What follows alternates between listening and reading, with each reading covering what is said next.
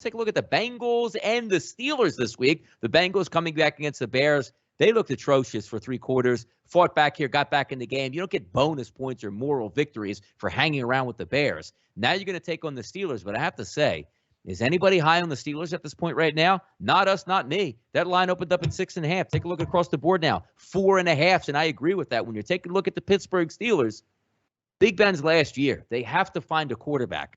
Because if I say it, and the reason why I went Chase Claypool's over 45.5, 47.5 yards yesterday is because Ben Roethlisberger does this, at least I know. He throws jump balls to him multiple times a game, which seems like that is their only offense. And you don't win in the National Football League like that. We'll see if T.J. Watt plays or doesn't play, but a groin injury on a guy that's built on speed coming off the end certainly doesn't bode well, and you just paid him a ton of money. Are you looking to damage him for the entire year? So if he sits out, that will be a big blow to that defense. Am I looking, per se here, Kyle, to take the Bengals early in the week? No, I'm not. They didn't look good at all against the Bears. And certainly, as we know, even without T.J. Watt, you do have a pretty good defense there for the Pittsburgh Steelers. We'll see if Joe Hayden gets back. Maybe Bush gets back in the lineup. But looking at the Steelers, I want no part of them covering any lines at this point.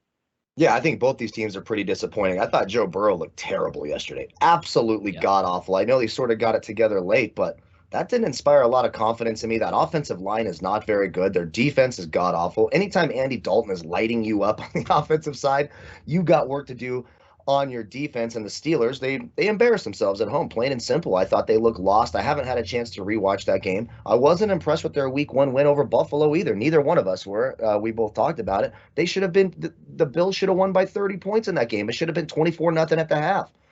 I don't like either of these teams. I'll tell you what I do like, though, for a little bit of pain, even though I'm disgusted by what I saw out of the Bengals. Team total over 19.5 at minus 130 or 135. Over 20.5 at plus 105. I think they get to 20 points in this game. The Steelers' defense is good, but that secondary does have holes in it. If Joe Hayden's not able to come back, you saw yesterday, Henry Ruggs running around with nobody around him.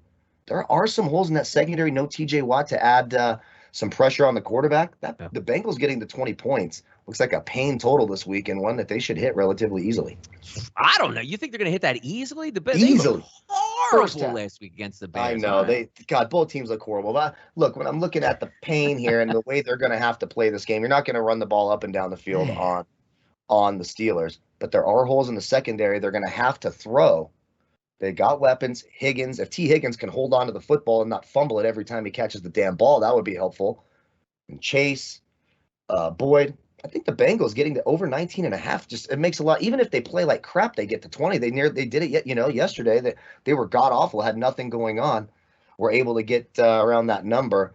I think the Bengals getting to 20. It's a little bit of pain. I might be jumping on some pain early in the week. I got to watch some more tape, but I might be jumping on some pain early in the week.